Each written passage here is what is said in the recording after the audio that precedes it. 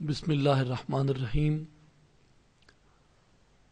ناظرین، حاضرین، السلام علیکم۔ رمضان المبارک کے اس بابرکت اور مقدس مہینے میں ہماری آپ سے یہ خصوصی گفتگو جاری ہے، اور جیسا کہ آپ بھی اس کو بہتر سمجھتے ہیں، جانتے ہیں، صاحبان علم سے، اپنے مطالعے سے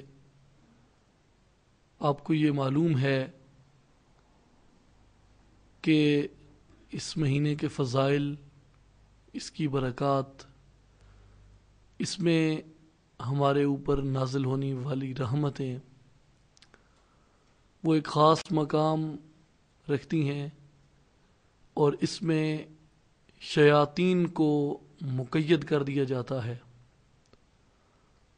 ان کی اس دنیا کے اندر نکل کر فساد و انتشار پھیلانے کی راہوں کو مسدود کر دیا جاتا ہے، تاکہ یہ دنیا، یہ مخلوق، یہ اللہ تعالیٰ کی طرف یکسوئی سے رجوع کر سکے اور وہ فیوز و برکات حاصل کر سکے جس سے اس نے اگلے 11 ماہ تک اپنی روحانی غذا اور روحانی تسکین حاصل کرنی ہے، اور 11 ماہ بعد پھر جب رمضان المبارک آئے گا تو وہی خوراک، وہی غذا اس کو پھر سے میسر آئے گی۔ اس میں ایک اہم بات یہ ہے کہ ہم اپنے آپ کو صرف ایک ایکسرسائز تک محدود نہ کریں، اس کے مقصد کو سمجھیں، اس کی غرض و غایت کو سمجھیں، اور راستے میں جب ہم نے چلنا ہے ہم اس چیز کو اچھی طرح سے سمجھیں کہ ہمارا زاد راہ کیا ہے۔ جس منزل تک ہم نے پہنچنا ہے وہاں منزل پہ پہنچنے کے لیے ہمارے لیے بہتر اور خوبصورت اور دید زیب لباس کون سا ہوگا۔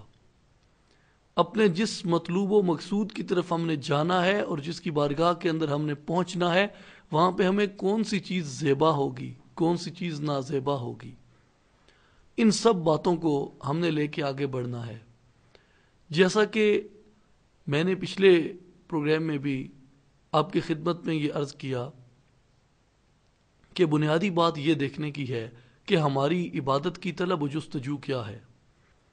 ہم جب روزہ کے حوالے سے دیکھتے ہیں تو ایک چھوٹی سی حقیر سی تحقیق کے مطابق ہمارے سامنے 3 طرح کے روزہ دار آتے ہیں، 3 طرح کے لوگ، اور ان لوگوں کے اپنی سوچ و فکر کے مطابق وہ لوگ 3 قسم کے روزہ دار ہوتے ہیں: طالب دنیا، طالب عقبہ اور طالب مولا۔ پھر روزے کی جو ان کے اندر 3 اقسام بنتی ہیں وہ طالب دنیا کا روزہ، طالب عقبہ کا روزہ اور طالب مولا کا روزہ۔ یہ 3 اقسام ہمارے سامنے موجود ہیں، اور ان تینوں کے الگ الگ مدارج ہیں، ان تینوں کی الگ الگ نفسیات ہے، ان تینوں کے الگ الگ خصائل ہیں، الگ الگ اوصاف ہیں۔ ان میں افضل کون ہے، اولا کون ہے، بہتر کون ہے، اس کا فیصلہ ہمارے ضمیر نے کرنا ہے، اس کا فیصلہ ہماری محبت خداوندی، محبت رسول اور محبت دین نے کرنا ہے۔ اب دیکھیں، پہلے ہم بات شروع کریں گے طالب دنیا سے اور طالب دنیا کے روزے سے۔ طالب دنیا وہ ہوتا ہے کہ جس کے بارے میں رسول کریم صلی اللہ علیہ وسلم نے فرمایا کہ طالب الدنیا مخنث، جو دنیا کا طالب ہے وہ ہجڑا ہے، جو دنیا کا طالب ہے وہ خسرا ہے۔ خسرے کی ایک نفسیات ہے اس کی نفسیات صرف یہی ہے کہ میرے پاس پیسہ ہو اور دولت ہو. اب وہ پیسے کو کیا کرتا ہے، دولت کو کیا کرتا ہے؟ قبر میں تو ساتھ لے کے نہیں جاتا. جب مرتا ہے تو وہ پیسہ، وہ دولت، وہ دنیا، وہ سب کچھ یہیں پہ غیروں کے لیے چھوڑ جاتا ہے. اور پھر جو ایک دوسری چیز ہے کہ وہ چاہے اپنے وقت کا کوئی بہت بڑا پہلوان کیوں نہ ہو، اپنے وقت کا کوئی بہت بڑا جگہ کیوں نہ ہو، اس کے باوجود آقا علیہ الصلوۃ والسلام نے حدیث مبارک میں فرمایا کہ وہ خسرے کی نفسیات پہ چل رہا ہے، لہٰذا وہ باطنی طور پہ خسرے کے مقام پہ ہے. اب جو طالب دنیا کا روزہ ہے وہ اس کی نفسیات کے مطابق ہوگا کہ جس کی جستجو صرف اور صرف اپنی خواہشات نفس ہے، جس کی چاہت و تمنا اس کی نفس کے خواہش کے تابع ہے، جس کے ارادے، جس کی دلیلیں، جس کی تمنائیں، جس کی آرزوئیں، جس کی جستجوئیں، جس کا مطلوب و مقصود وہ کچھ ہوتا ہے جو اس کا نفس امارہ اس کے سامنے لا کے دنیا کی ایک عمارت کھڑی کر دیتا ہے. اور وہ روزہ جب رکھے گا تو اس کے ذہن کے اندر ریاکاری ہوگی، اس کے ذہن کے اندر ایک زہد کا تکبر ہوگا، اس کے دل و دماغ کے اندر اس پارسائی کا ڈھونگ رچانے کا، اس پارسائی کا چرچا کرنے کا ایک ولولہ ہوگا. یہ طالب دنیا ہے اور یہ طالب دنیا کا روزہ ہے.